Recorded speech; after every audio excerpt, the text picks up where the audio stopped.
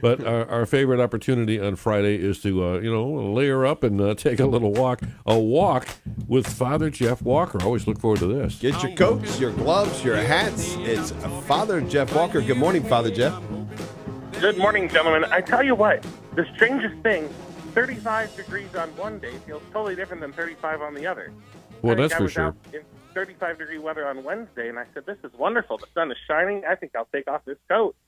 Then I went out in 35-degree weather yesterday and thought, the blizzard is coming. Get me the hats and the gloves. Yeah. Living in Ohio is quite the adventure. And It was windy and cold here, and in Bowling Green, where it's always windy, it was even windier and colder. Down here in Bowling Green, that's right. I should try the Mary Poppins thing with the umbrella and see if that'll just carry me across. Yeah. Someday I'm going to try it. I'll be on the news. That'll be Wendy's last story about the priest of Bowling Green flying by umbrella. You wait for it. I'll try and time it for the Friday news cycle. Great. Oh, goodness. Well, last weekend I mentioned that I was planning to spend the weekend with the deacons of our diocese and their wives. Well, some of them anyway, as many as we could fit at the Pines Retreat Center. And we had a beautiful retreat. So deacons are asked to make a 3-day retreat. And this year, for the official retreat that was offered by the diocese, their wives are invited to join them as well.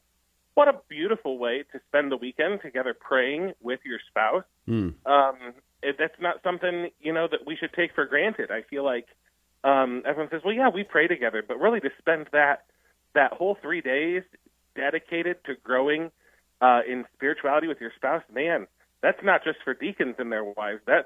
What a great opportunity that would be for everyone. If we took 3 days of that vacation and spent it instead as the 3 days of retreat, and then take the rest of the week on vacation. But, man, what an opportunity to watch spouses grow in holiness together. And I sort of said at the outset that I might seem like an interesting choice to give this retreat because the topic that was given to me was balancing the vocation of marriage and holy orders. Yeah. I said, well, I've never done that before.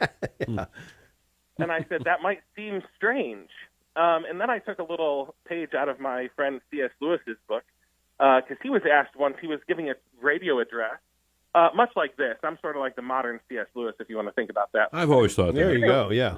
He was giving a radio address on marriage, and this was before he had gotten married. He got married much later in life. And someone called in and said, who are you to talk about marriage? You've never been married. He was talking about, the Christian idea of marriage.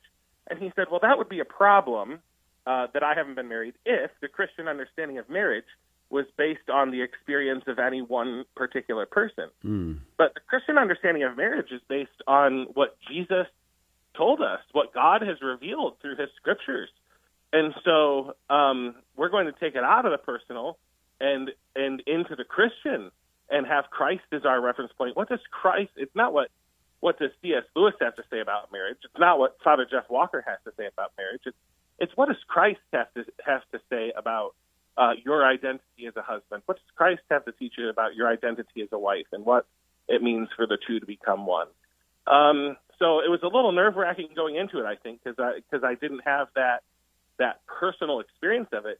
But I don't know. You'd have to ask the participants. I think it gave a different perspective because I wasn't speaking from my personal experience. All I had to give them was Jesus. All I had to give them was the scriptures, was revelation. So it was really quite an adventure of retreat. I enjoyed it a lot. Anything in particular you could pass on, Father, as that topic was opened? Well, I think one of the biggest things is that all of these other vocations were rooted in the universal vocation to holiness. As we looked at that, some things you say, oh, well, the deacon has to do that because the deacon is supposed to evangelize. Well, not really. All of us are supposed to evangelize. We do that because we're baptized. So all the vocations are rooted in that universal vocation to holiness, priest, prophet, and king. Man, they should make us all take a 3-day retreat. I love it. Father Jeff Walker, thank you very much. Have a great weekend. You too.